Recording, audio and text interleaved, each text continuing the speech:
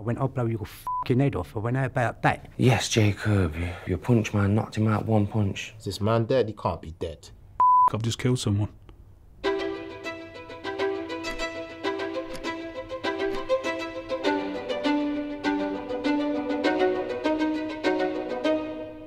What kind of kid were you when you were growing up? Active, energetic, confident, outspoken. I wasn't shy. I don't know, I felt like a bit of a protector around my friends that I felt were vulnerable, you know? And stuff like that, a bit of a defender, if you could say that, you know? What would you say was a turning point in your life? Well, it has to be in 2003, innit, when I was 19. And my best friend at the time called me. He told me that him and his girlfriend, he was with at the time, had been going for a bit of a rough patch, not talking to each other maybe for like a week or two, you know, on and off sort of thing. But during that period of time when they were going through their rough patch, his girlfriend got raped by somebody. When my boy first told me what happened, I said to him, why didn't your girl go to the police? And he said she's scared to go to the police. And she just wanted him to do something to just stop this man from, you know, troubling her again. The plan was he was gonna pull up at the bus stop, what he did, and meet her. We was in a phone box waiting for him with 2 baseball bats.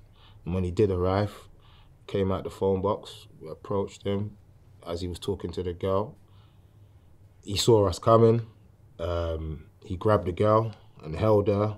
Why are you gonna grab her like that and hold her like a shield? You've done something guilty. My reaction was to hit him with the bat to get him off of the girl. My boy done the same thing, hit him a few times. He let go of the girl. Then obviously he was trying to disarm me and take my bat off of me. I'm tussling with the man, going back and forth. He's trying to get the bat off me. I'm hitting him some more. It was more just a human reaction thing, innit? You, rapist monster man, is not taking this baseball bat off of me. So if I have to keep swinging it and hitting you so you can't take it off of me and maybe turn it back on me, then that's what's gonna happen. And I just kept swinging it until he stopped trying to grab it. He dropped on the floor on one knee, and then I just ran across the road, shouted to my boy, let's go. We ran off. And that was it, basically. From where I lived at the time, we could see the police put up the tent around his body and all the road taped off and stuff, and they were just there for hours. And that's why I started to think this has probably gone way too far, because why is there a tent around him? Is this man dead? He can't be dead. I only hit him a few times with a baseball bat in the head and around the shoulder, neck, and wherever else. It was about, I don't know, 5 or 6 days later, Crime Stoppers put posters up around the streets where it happened, saying that the man had died. Is there any information on this man? To this day, you know, it's a strange feeling. Sometimes you don't really know what that feeling is, but it's there. It's hard to explain. I don't know. You feel bad about yourself, and then you question yourself. Like, am I a bad person? Am I a good person? You know, am I wrong? Am I right? I don't know, I'm a religious person as well, so I think it's in the hands of God, innit? I was out with my friends on a night out. It was one of my friend's 18th birthdays. And we were just out all day drinking. As the clubs closed on that night, I got some calls from my friends who I got separated with, who were in another bar causing trouble. And they would ring me up and say, oh, Jacob, it's kicking off, you need to come and back us up. So me being the, 18, 19-year-old I was back then, I only cared about my friends. And so I went running down to the scene, and I sadly took it upon myself to get involved, and I threw a punch at the guy that my mate was arguing with, and he fell on the floor. My friends came round the next day, knocked on the door. I answered at the window, and their response was, yes, Jacob, you know, your punch man knocked him out one punch. Like, trying to, like, praise me for what I did. And I guess at the time, I felt a little bit of pride getting that acknowledgement from my friends. And then a couple more weeks passed, and I ended up, my mum had saved up some money to actually take us on holiday. And we went to Tenerife. And then a couple of days later, after we come back from that holiday, the police started raiding me and all my friends' house. And this was a month after that punch. And then that's when it started to become a reality that someone had actually passed away because of my actions. How did it make you feel? A mixture of every unpleasant emotion combined. Shock, disbelief, self-pity. And I guess at that time I also felt unfortunate. I felt like I was, why has this happened to me? My mum was, the best way to describe it is hysterical. She just kept crying about the pain that the other person's mum would be feeling. And I found that really difficult to even try and think about. The court hearing was hard, you know, for me, because all I'm thinking is, I just want this jury to hear from the girl. She was excluded from our trial. She got a plea bargain for conspiracy to assault. She's the reason why her and this guy, why this all started. Obviously, we're not going to hear from the guy. We need to hear from her. And they didn't get to hear from her, so it was difficult for me, you know? Sitting in there as a young black man, I thought, oh my God, I'm already on the back foot. Yeah, just had to just sit there and just take it all in. And then sometimes when your barrister isn't saying what you want him to say and fighting for you how you want him to fight, then, you know, you can't really jump up in the court and start saying, no, you didn't say that right, you're supposed to say this and say that, because obviously it compromises your character. You're gonna have a whole jury looking at you like you're some savage. You're not trying to be a savage, are you? You're just trying to be a normal person. The court hearing was, it was packed. I didn't know who was in there. There was like random people from off the street who had managed to get in there, who were just being nosy. There was some of my family in there, people who I didn't know, journalists. And then obviously I was told that, you know, the family of the person who passed away was also in the room. So I think what I did is I put my head down, looked at the floor for the entire process, because I pled guilty early, so there was like no trial or anything. I didn't try and, what they would say, bust case, or, you know, try and get away with it. And yes, and then all of a sudden I was looking down at the floor, and the prison guard next to me pulled me down, and I didn't even know how long I got. I didn't even know that it was all over and I was going to prisons. Were you scared?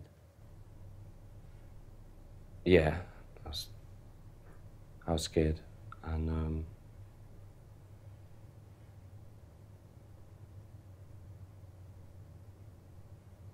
it just felt awful, to be honest. What was your sentence? It was 12 years, but I did 8 months on remand, so the judge ended up sentencing me to 11 years and 127 days.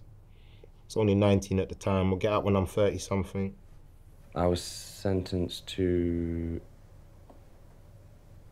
I think it was 13 months in the end, which is 2.5 years. An early guilty plea gets you a third off your sentence.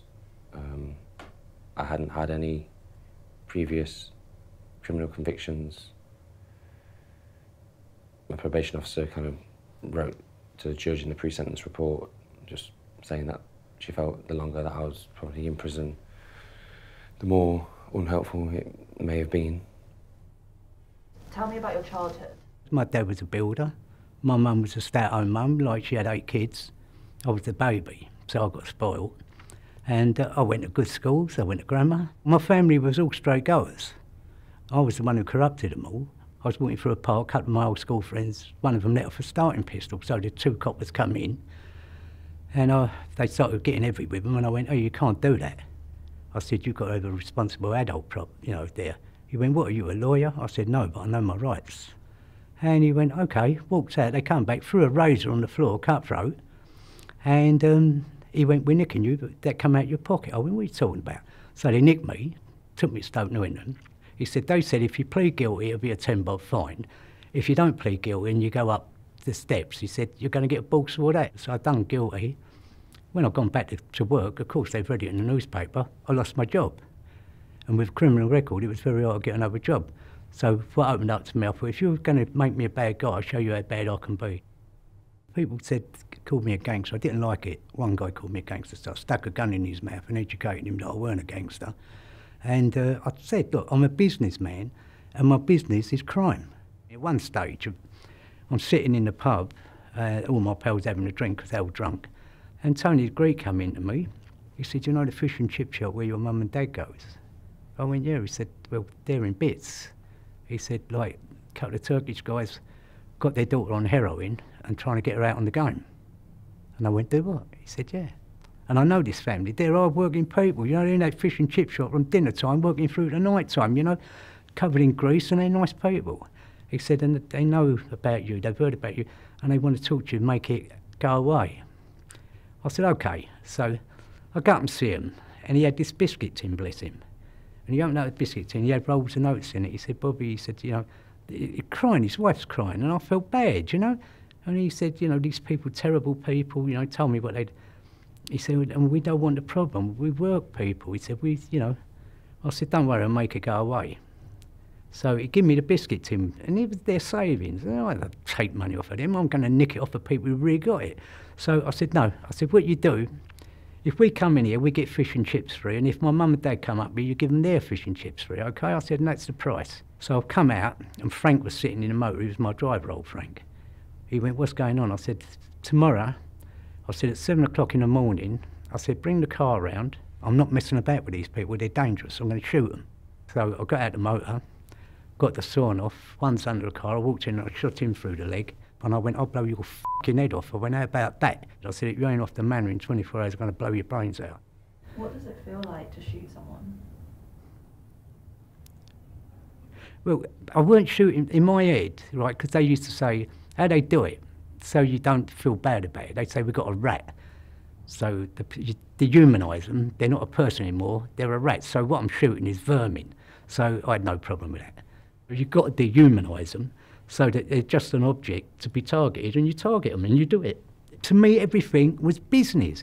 It didn't matter whether I liked you or didn't like you. If someone said to me, there's X amount of pounds, we're in on shot in the leg, I'm going to look at it and think, right, if I shoot him, I get caught, I'm going to do this much jail. If I'm clever and I don't get caught, that's my money if I shoot him. So it's not as glamorous as people think. It's like anything where you're shooting them, cutting them. Once you've done one, half a dozen ain't too many. You become hardened. And that's why it's very hard for you to show love and emotion, that sort of thing, because you've got to bring the shutters down. Because if you don't, you'd go insane. Or you put one in your own mouth, you know? Can you remember the first mission you were sent on?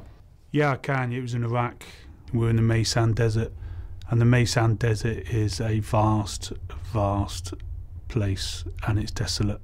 We were getting scouted by a motorbike, and every time we saw this motorbike, loads of mortars would come in. The artillery and the mortars were getting pretty damn close. And then I got the green light to take the target out. I shot. Missed my first shot, second shot I got him, and then I had to go up to the body to see if he was, you know, dead. And I remember walking up to the body, the motorbike, the throttle was stuck in the sand, and the bike was revving, had an AK strapped to it, and the guy was on the floor, and he passed away. I'd shot him here. Yeah, weird feeling. Weird feeling. You feel like you're in trouble. You feel, I've just killed someone. But people are thanking you, going, oh yeah, good shot, tapping your shoulders, good shot, good, you know, good mission there, Craig, well done. But you just killed someone. Strange feeling, strange feeling. Snipers work in pairs. Yes, they do, yeah. Can you explain that for me? You have one and a number two. Now, number two is usually the best sniper, because he'll work out all your calculations, he'll work out all the wind, everything you need to know for your scope. And basically then he will tell you to put it in, and all you got to do is pull the trigger. The number one is probably the best shooter. We got to understand then that sniping is not all about shooting and killing. The first job of a sniper is to gather lifetime information of the battlefield. So I'd look for my scope, I'd see a bloke come out of his compound with a lady, and I would make up a story, say, oh, there's Limpy John with his wife. And it keeps your mind occupied, and he goes, oh, let's see what Beryl's doing. And then you go over to Beryl, oh, let's see what Bob's doing.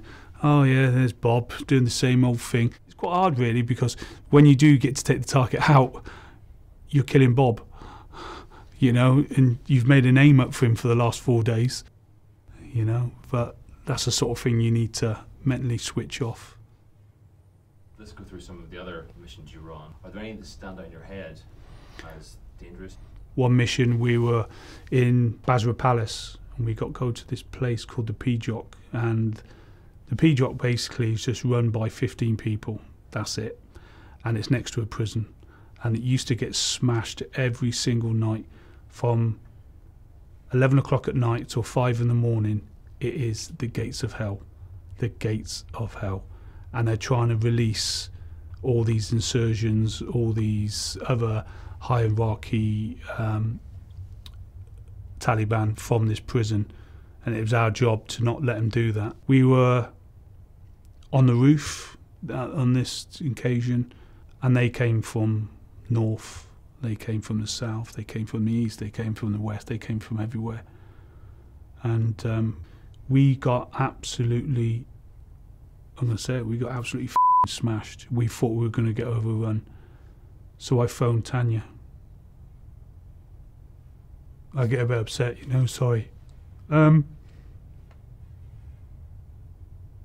phoned her and she answered. And I said to her, I love you, you know. And she goes, I know. She goes, what's all that noise? And I said, that's nothing, that's nothing. Just want to hear her voice, you know. Just want to hear her voice. And we went back on the roof, and yeah, we were in the fight. It was like a wall got shattered. And when that wall of ice got shattered, everything that I've experienced in my tours through Bosnia, Kosovo, Iraq, Afghan, I couldn't stop it. My wife noticed it first. She noticed that there was something wrong due to my isolation, my snappiness, just depression really, and suicidal thoughts. I'm not going to lie, I will cry later, because a lot of memories come up, you know, a lot of thoughts. I don't disguise it, you know. I'm a big advocate for PTSD, but I find I'm ashamed to have PTSD, and I'm the first one to admit it. It ruins your sex life. It ruins your friends, because no one wants to be around you because you're just miserable. You don't want to go out because you get so angry so quick. The army noticed it, and I got called into the MO's office, which is the medical officer's office. From doing 20 odd years, took half an hour for me to get kicked out. Yeah, I'll say it. My wife, we went to America, stayed there for a bit, and My wife went back to England to see her mum, and I nearly shot myself. I took all the rounds out of the gun. I was practicing where to do it, where I would do it, and I put the bullet in, cocked it, put it in my mouth, and Betsy was sat on the back of the sofa. She's little Yorkshire Terrier. She saved my life. I wouldn't be here now, either sat talking to you guys or on this planet, if it wasn't for my wife and my dog. No fucking way. I would have checked out. Yeah. It's hard. It's hard. It's hard.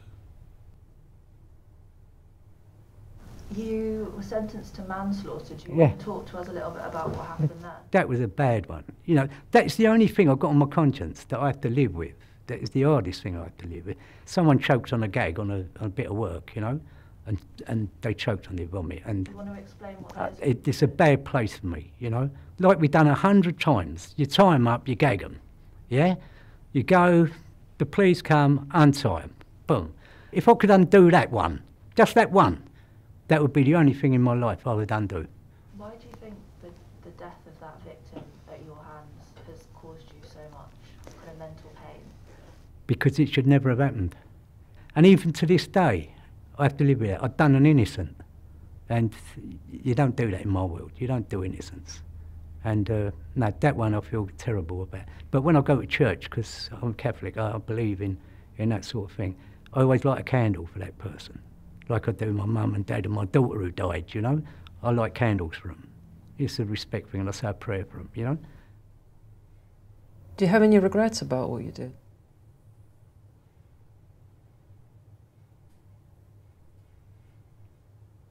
No, I don't, you know. Because I believe what I done was right. From my heart. I've looked at it in my head time and time again, over and over and over again. Am I wrong? Am I right? And I feel like, I don't know, I feel like, yeah, I'm kind of right. If there's one less rapist on the earth, then that's got to be a good thing.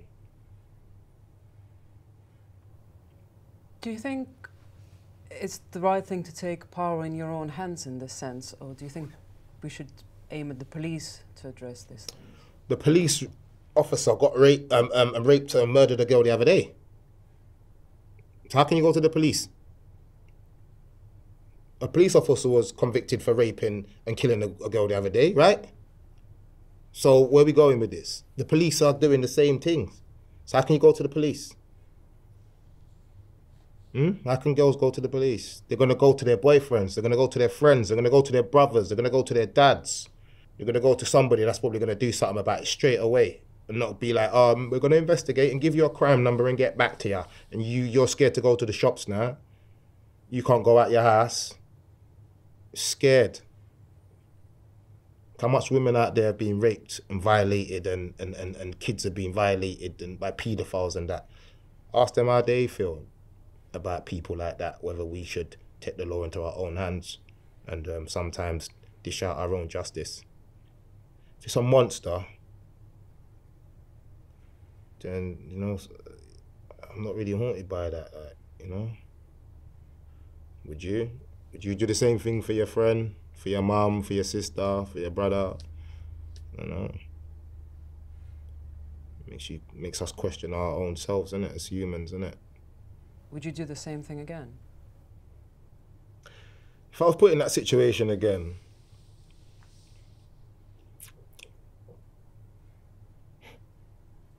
I have to defend it. I'm a defender. If I have to live my life in prison being a defender, then that's what I'm going to have to do, innit? And then if I have to die in prison being a defender, then I'm going to die in prison being a defender. And at least I can live with myself in my cell and say, I defended something for the right reason. Did you feel a lot of guilt? At the time, I did feel a lot of guilt, but I didn't know what to do with it. Because how could I ever know what what the impact was. And I kind of think I was scared of knowing what the truth was, like how that crime had actually impacted on the people involved. And, you know, I was told by the parents that James was the type of person where he'd want me to make something of my life and amount to something positive. That helped me try to believe in myself a little bit more, because I knew I wouldn't be able to achieve anything if I was just stuck in the guilt and shame of what I'd done. And that's when they asked me, you know, what is it that you're going to actually do with your life, Jacob? Because it's okay saying... I didn't even want to say the word sorry. I said, you know, I feel like it would be an insult to say the word sorry. I want to prove to you through my actions that I actually am sorry. And then, you know, that's when I said, okay, well, what are you going to do? And so I said, I'll give GCSEs another shot at 21 years old, and smashed it. Did his mum ever tell you that she forgives you?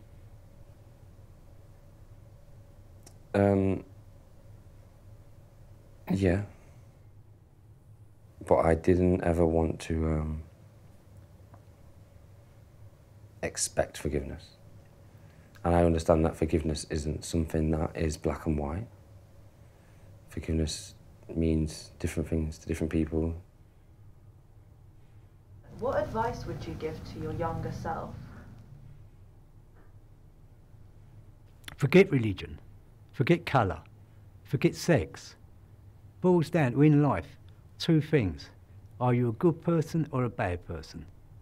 That's all it boils down to. Do you ever miss the old life? So I had to go through hell, right, to appreciate heaven. And that's what it is. You have to see ugliness to appreciate beauty. You have to witness hatred and venom to appreciate love and kindness. I actually thought he was going to walk off, and I see him look at me, and he had a thought, and now I know what the thought was. I've got to kill him. And he just walked up to me, and he just went, bang, bang, straight in the